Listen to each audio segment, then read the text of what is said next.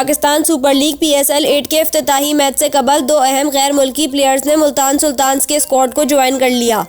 वाज़ेह रहे कि Pakistan super league का 8वां एडिशन आज से शुरू होगा। इफ्तिताही मैच में दिफाई चैंपियन लाहौर कलंदर्स और मुल्तान सुल्तान्स की टीमें मद्दे मुकाबिल होंगी।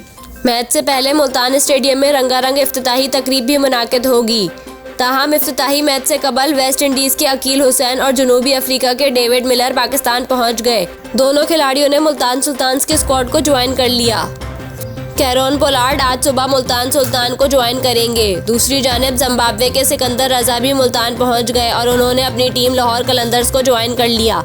जिम्बाब्वियन ऑलराउंडर पहले मैच में सिलेक्शन के लिए दस्तयाब होंगे।